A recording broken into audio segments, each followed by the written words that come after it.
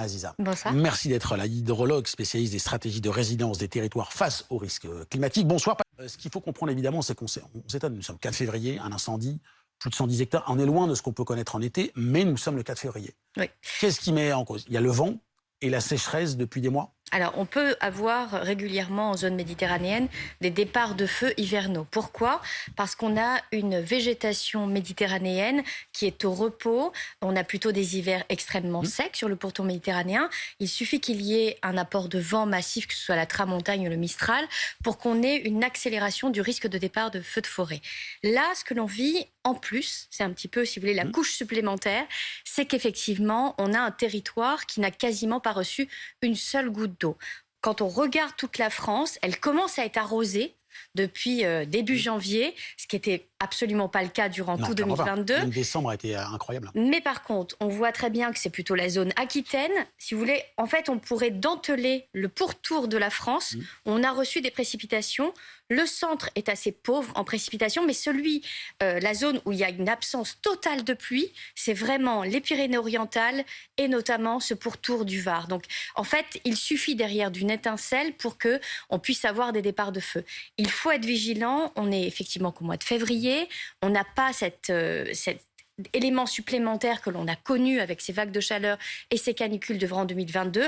Par contre, il faut effectivement se préparer massivement pour cette année 2023. On sait que ces anomalies de température sont en train de s'accentuer sur la France et que le feu de forêt est un des risques auxquels on risque d'être le plus soumis. Emma Aziza, on parle souvent avec des phénomènes radicaux météo, de la façon dont on peut les anticiper ou les éviter. Quand on parle d'une sécheresse et de températures qui augmentent et qui s'installent, comment on peut, par exemple, les Alpes, pour ceux qui connaissent, c'est quand même très boisé, très sauvage, très escarpé, comment on peut empêcher la sécheresse de se redéclencher avec ces incendies en plein hiver? Il y a des moyens d'irriguer en permanence, il y a des moyens de le faire différemment? Alors, empêcher la sécheresse, ça va être quand même compliqué parce limiter les effets de la sécheresse pour qu'on se retrouve dans cette situation. Alors, il faut quand même savoir qu'en France, on est un modèle en matière de gestion de feux de forêt. On a des colonnes de renfort de sécurité civile qui sont capables de se prédispositionner en fonction d'un certain nombre de critères qui sont analysés en permanence durant cette période de massification de risques, qui est plutôt d'ordre estival. Mais en tous les cas, on a quand même une excellente gestion, une vision immédiate, une rapidité. D'ailleurs, le monde entier vient visiter régulièrement. Et on envoie nos avions, d'ailleurs, ce qui a fait un débat politique, on a envoyé nos avions, je crois que c'était en Grèce cet été. On envoie nos avions, mais on envoie aussi notre savoir-faire parce qu'on sait quand même très bien s'y prendre. Cette couche du changement climatique, elle rajoute quelque chose de nouveau. Et là, on est dans l'inconnu. C'est-à-dire que ce qu'on a vécu ces dernières années, il faut quand même tirer des leçons. On voit très bien que depuis 3 semaines, il pleut. On a l'impression que ça y est, on est passé à autre chose. Tout va bien, c'est l'hiver, en plus il fait froid, donc du coup il n'y a absolument plus aucun problème. Et pourtant ça a été quand même l'effroi en 2022.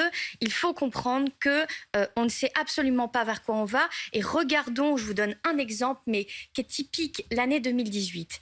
En janvier 2018, puisqu'on vient de finir le mois de janvier, on avait eu un mois record en termes de pluviométrie. On était excédentaire en eau, on avait trop d'eau partout, même dans nos nappes phréatiques, on avait plus de 30%. Et pour autant, il a suffi qu'il y ait 3 semaines de canicule pour qu'on replonge dans une sécheresse historique et qu'on vive notamment une succession de feux de forêt. Donc je crois qu'il faut avoir un tout petit peu de recul, de hauteur et effectivement optimiser, maximiser la question des feux de forêt. Celle qui se pose aujourd'hui en France, c'est qu'elle est plus compliquée. C'est que là, on parle du pourtour méditerranéen parce qu'il est particulièrement touché. Mais on a vu, par exemple, en juin 2019, des départs de feu en plein champ au mois de juin en Picardie. C'est-à-dire qu'il va falloir que ces renforts qui viennent sur la Méditerranée aillent maintenant partout en France. Et on met du temps pour commander des Canadair. C'est des marchés publics. Derrière, c'est long.